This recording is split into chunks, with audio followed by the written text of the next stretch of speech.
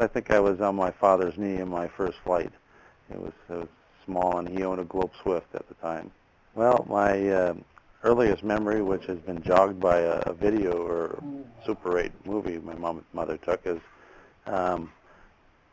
taking a little wagon to the lumber yard and getting all their scraps and bringing them home and banging together airplanes with the hammers and nails when I was like 5 years old.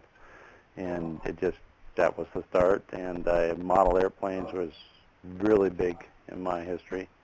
Radio control models were expensive, but I ended up building a Heathkit 8-channel radio and was able to do radio control aircraft when I was a teenager and a young kid.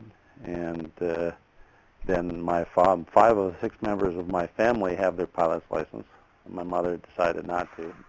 I was the youngest of 4, and most of the kids had an interest in flying. So my dad had sold the Swift, and now he bought a 1959 straight tail 150 for us to learn to fly in.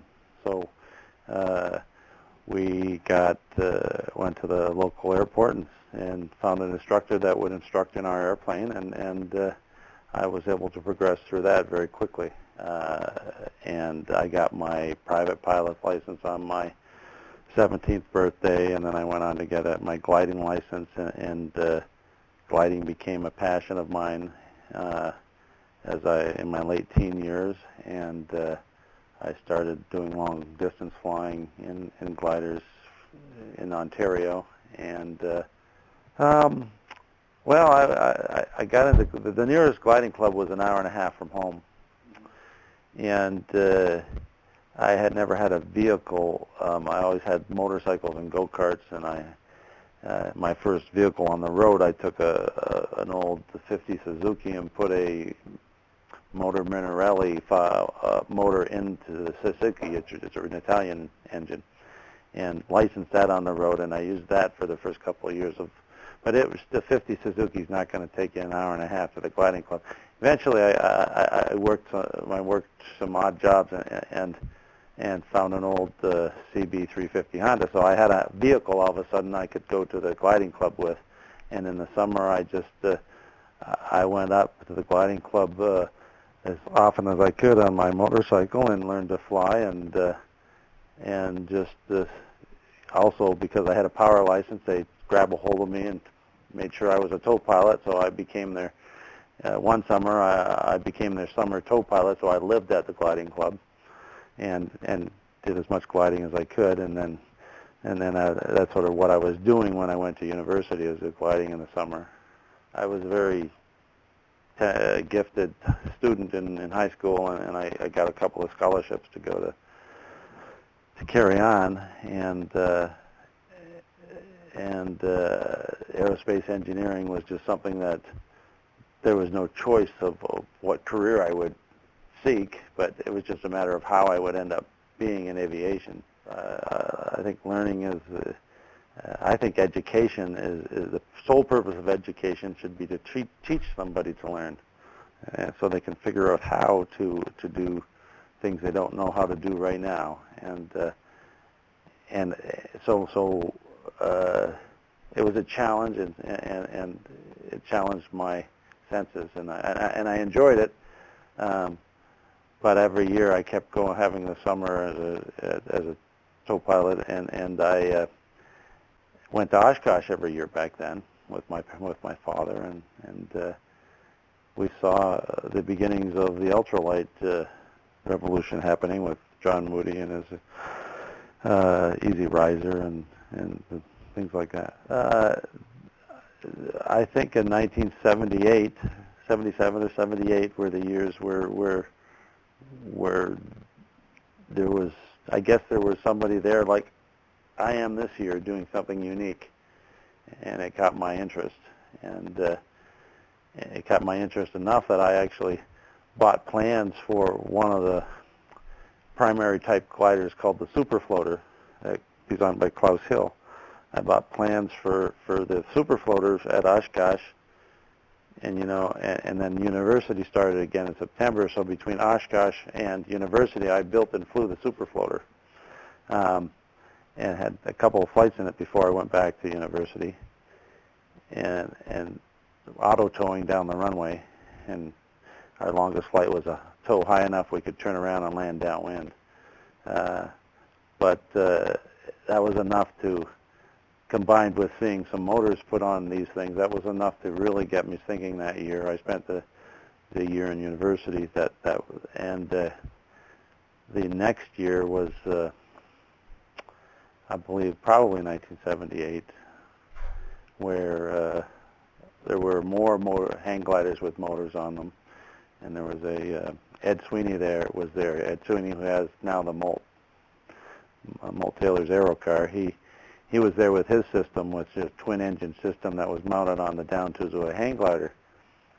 So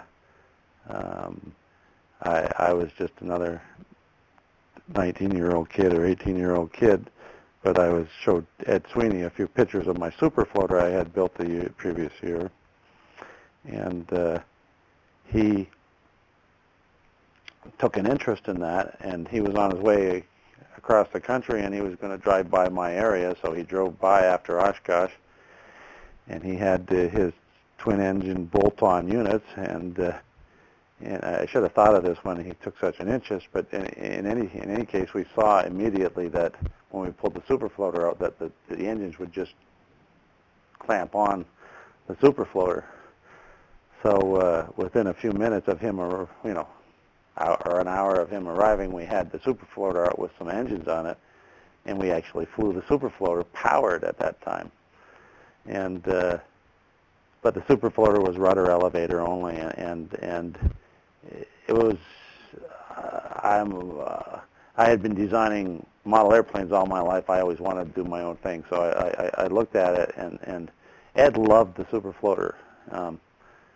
So we made a deal right there and then that I traded my super floater for one set of his engines, and we strapped the super floater, wings and all, to his motorhome, which he carried across the country and then back out west where he's from. And now I had a set of engines, and I was going back to university again now, because there's only like 4 weeks between Oshkosh and university. So this time when I went back to university, I couldn't keep my mind off of what had happened. And I think it was my third year of engineering when I just went home at Christmas and told my parents, who were amazing people, that I wanted to quit university and design and build and start a company that would sell airplanes. And they backed me 100%, even though I was the only one of the children going to university and had all of the scholarships and everything. But they backed me, and I went home and stayed in the basement and started working on what I wanted to build, which was a sailplane-like airplane that flew in the realms of the powered hang gliders. And so I'm pretty sure from Christmas to March was when I designed and built the Lazair and had Ed Sweeney's engines on the aircraft. The super floater was in itself unique, but designed by Klaus Hill, and I absorbed a lot of his construction techniques, and so the aircraft in a way really has its roots in the super floater.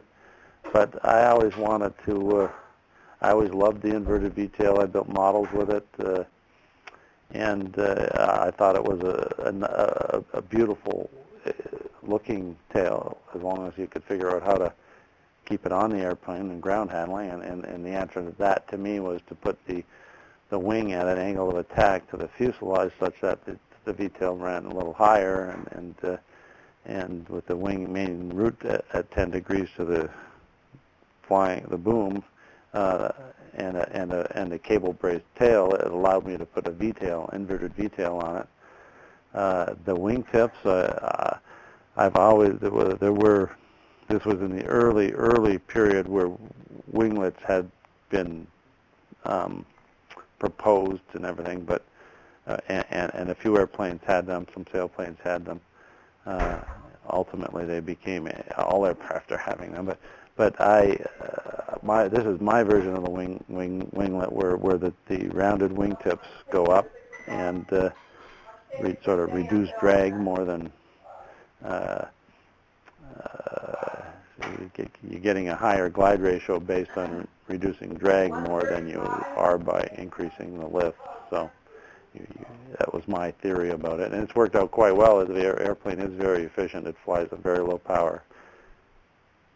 Well, it turned out I hit the aerodynamics right on the head when I built it. I haven't changed anything from the prototype throughout the 1,200 airplanes we built in terms of aerodynamics, and it virtually it doesn't have any bad habits. It won't.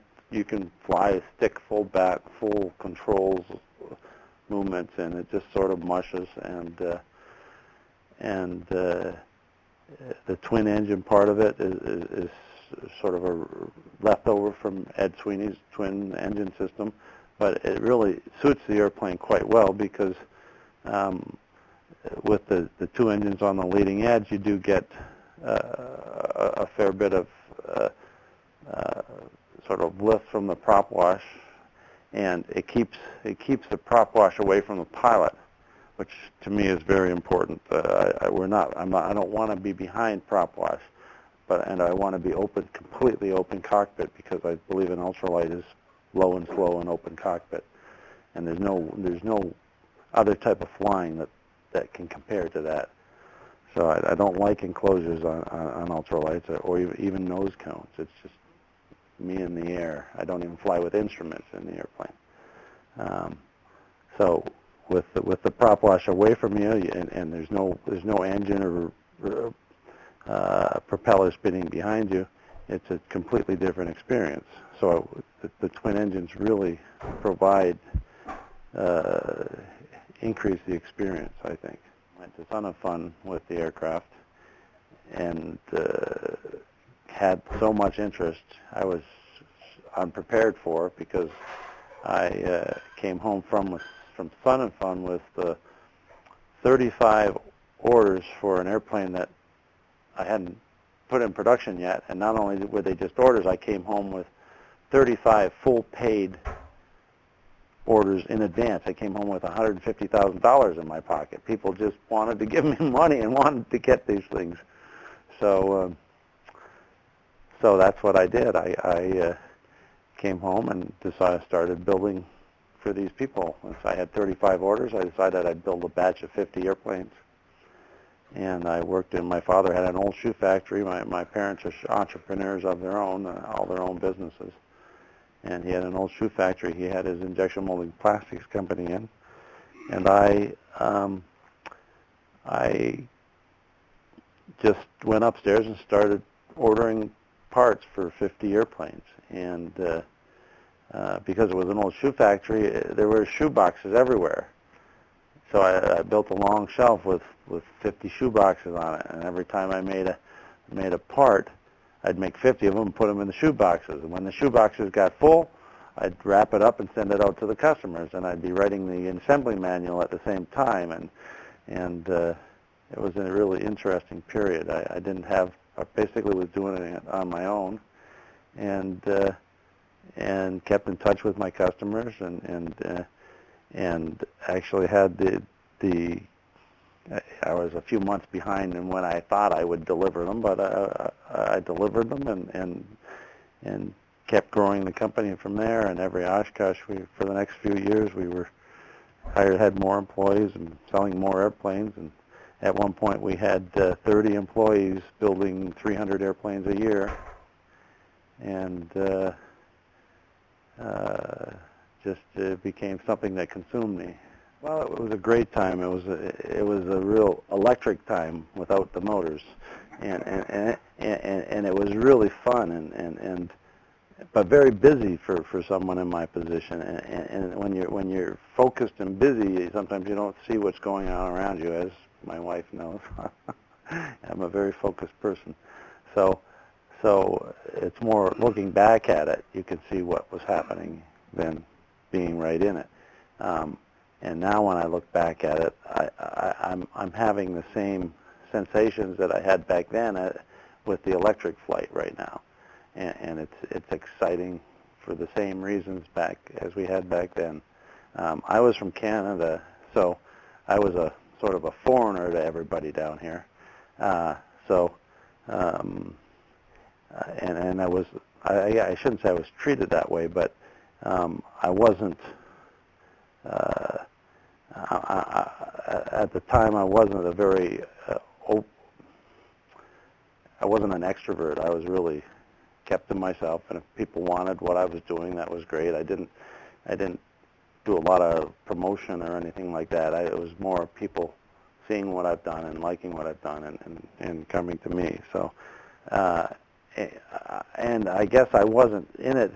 I was in it to make money, but I actually kept my aircraft quite inexpensive when I look back at it. And I could have sold them for more and made more money, but I guess I wasn't as good a businessman as I was a designer. Another person that I was good friends with at my gliding club by the name of Peter Corley.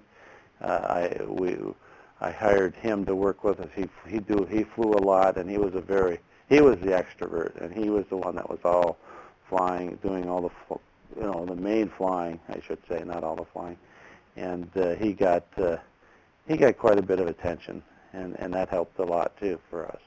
Well, we won a lot of awards with the Lazair in the first few years because it was so different and so unique, and it was just people recognized that, and it was exciting.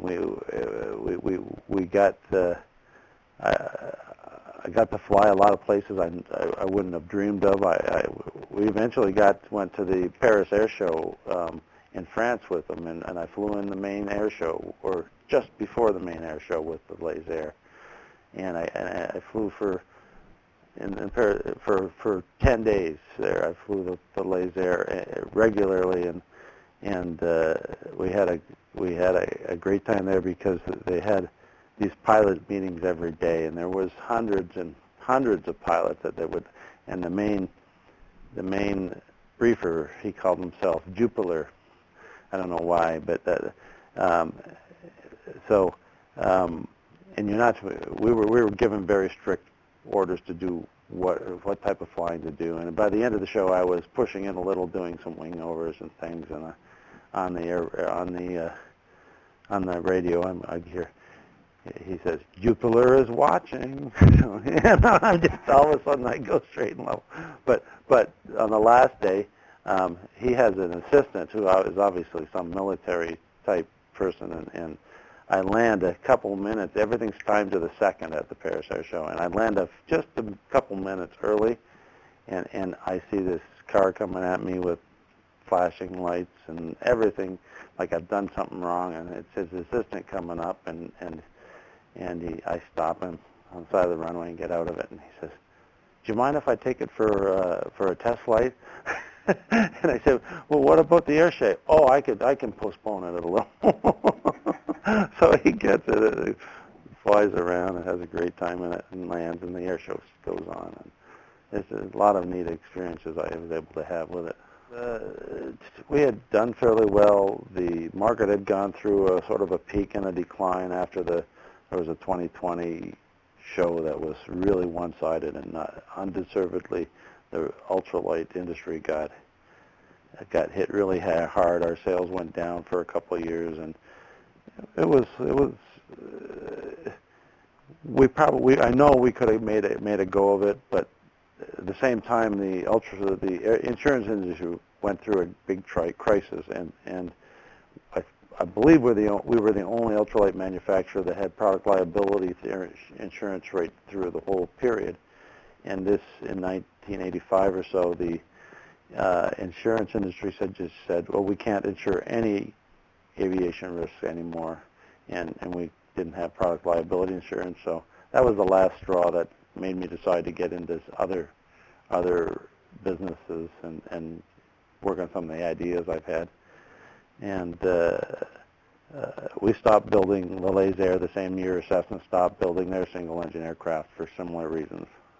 We had picked up some subcontracting work from sort of some aerospace firms, fleet aircraft in Fort Erie.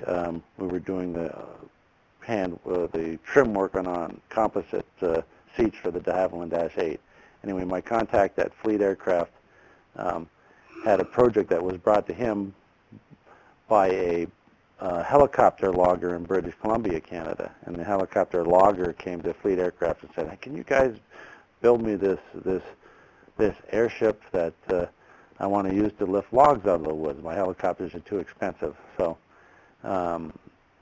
Fleet couldn't do it. They didn't have the engineers to do it. But this person knew of me, and he sent the guy to me, and we eventually were contracted to design and build a heavy lift airship. They had the idea of having a donut-shaped or a saucer-shaped airship so the wind wouldn't affect it, wouldn't weather vane it when it got hit, and it would be easier to control. And I ended up with modifying their design in a number of ways, and there was a patent issued with me as the designer and for them. But we started building prototypes of this airship, starting out with a 16-foot diameter airship, and it's actually saucer-shaped with a hole in the middle. There's a vertical thruster in the hole. So the theory was the helium carried all of the structure so the airship was neutrally buoyant, and this vertical thruster in the middle of the hole lifted the payload. So you didn't waste 60% of your power keeping the vehicle in the air, and it was going to be a lot cheaper to move the logs, and we had horizontal and thrusters to control yaw and move you laterally or forward or backwards at will. So we built the models, and it was a huge success. It did everything we said it was going to do, and we were told that, okay, now that you've done that, we're going to go to the next step, and we're going to have you design a 55, a larger one that carried 2 people on a 500-pound external payload. So we started working on that, but at the same time, this promoter, and who was also a promoter and a helicopter logger, he found out that the Expo 86 in Vancouver was going to wanted an airship in their Great Canadian Pavilion to be flown all the time. And at that time, there was an airship being designed that was actually a spherical airship, called using the Magnus effect to theoretically create lift to carry the payload, and had a gondola slung below it, and it was like a rotating golf ball. So I can't remember the name of it now. That's amazing. Anyway, this spherical airship was contracted to be in Expo 86 Canadian Pavilion. But the British Columbia person from High Star wanted to get the contract away to do it, and the spherical airship was being built in Ontario too, and the promoters needed a few months before Expo. The promoters wanted to make sure it was flying and going to work in their Canadian, so they were coming to Ontario to watch a demonstration of the spherical one. And they also got our High Star person got them to the Expo people to make a side trip to us to see ours work. But they went to the spherical site first, and when they were there, it was treated like apparently the spherical one had to be flown by a special pilot, and he got it caught up in the rafters somehow, and it wasn't a big huge success. But so when they came down and saw, and we were in a little small gymnasium, and I had closed loop altitude control, so that when you move the stick up and down, the height went up and down, and it would stay there. And we had an infrared sensor on it that would home in on the radio control unit, so that in yaw the aircraft is always pointed at you, no matter where it was in the room. So it was extremely simple to fly. You could move the stick left, it would always go left. Right, it would go light, forward, it would go away from you, and up would be closed loop control and just stay there. So we had simulated log things on the floor where we could pick up with a hook and drop them on another dot, and it was so easy that I had my, I think she was 5-year-old niece playing with it and picking up and dropping logs. And in walk the people from Expo watching this happen, and they were just blown away. They came over, I let them fly it, and then we found out later what had happened at the previous. Instantly we had this prototype, and in 3 months we had to have, in addition to working on the manned one, we had to have 2 more airships for Expo that had to be flown every half an hour for 6 months, be reliable enough to fly every half an hour for 6 months for a 15-minute flight, and they had, one of them was a bag. So we were so busy back then, I couldn't believe it. We had 3 or 4 people working on this, and we made the deadline. We had the airships built for Expo, and I flew up there for the opening, and we were on national TV with the Prime Minister opening the ceremony, flying, and I was flying the airship in the camera, and there was Prince Charles and Diana there, and afterwards they came around and wanted to talk about the airship. We were talking about the airship for a few minutes with them, and it was quite exciting. So I went from the ultralight experience into experiences like this, and but this one ended a little prematurely because the company that was funding it in British Columbia had some problems, and we never actually got to fly the 55-footer. We were within a month of flying it when they ran out of money, basically, and we had to ship everything back to them, and we got into something else at that point. Okay, well, over the years, I've always had a Lazair, and I've always wanted to have an electric airplane. It's always been a dream of a lot of designers. And I'm a model airplane enthusiast too, so I saw that the revolution in model airplanes from glow fuel to electric, and it just almost happened overnight because of and the driving force behind that with lithium polymer batteries. So I've had electric model airplanes throughout, and I've always wanted to have the Lazair electric powered. So it was sort of a marriage of the two. Over the last 10 years, I made about 3 or 4 attempts, have had 3 or 4 attempts at electrifying the Lazair. And for one reason over the other, or another, all the other attempts sort of ended with me putting a few $1,000s worth of stuff that I'd bought into the R&D pile. So I have a big R&D pile. But this time in February, I just saw some engines become available inexpensively from China, and had seen that the lithium polymer batteries from China were operating very well, and I just started putting all the components together in February to electrify the Lazair, and my plan was to get an electric Lazair fly it as far across the country as starting about June 1st sometime. I would fly as far as I could across the country and end up at Oshkosh. So I got the electric Lazair built by June 1st. In fact, my first flight in an electric Lazair was June 1st. But I just wasn't happy with the heat dissipation into the free stream. I just couldn't get the engines to run cool enough. I had 40 minutes of flying on my first set of engines from China. I had a lot of trials and tribulations with them. I started on the rcgroups.com forum site, I started a thread that has chronicled the whole electric build of my aircraft since February.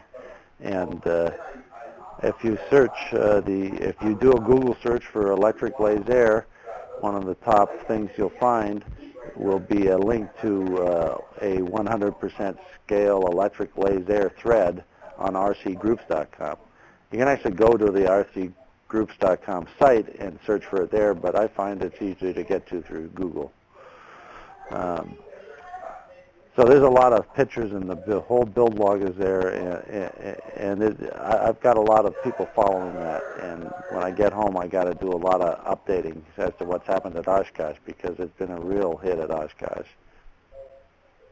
Well, I had from June 1st, where I had the engines that were overheating, that sort of set back my cross-country plans. And about that time, I could have made those motors operate. I know I could, but it would have taken a lot more work. And about that time, I found out that Joby Motors had their new engines available for sale now. So I ordered them right away, but I had to wait about 4 or 5 weeks to get them. So that extra 4 or 5 weeks delay was going to take out most of my cross-country plans, and then eventually it took out them all, because I only got the motors that I'm flying with a couple weeks before Oshkosh. But they worked so well that I flew for a number of hours on them on wheels, and had a lot of soaring flights and memorable flights, and then I knew I could fly it on floats. The way the airplane I had was originally intended, because I've been flying on floats for the last few years in front of my house. So I put my amphibious floats on the Lazair a couple weeks before Oshkosh, and flew off of land and landed on the lake in front of my house, where Curtis has done a lot of his testing. In fact, Curtis built our house.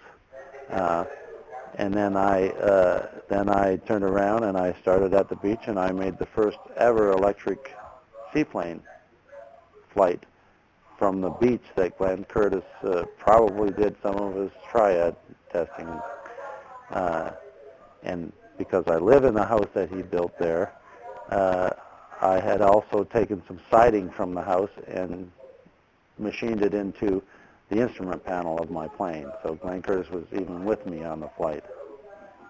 I brought the electric Lazair here this year, and I decided I wanted to be down in the ultralight area where I could fly every day. So I've done a lot of flying in the electric Lazair. I think I flew every session that I could, and have 11 flights and about 4.5 hours in it here.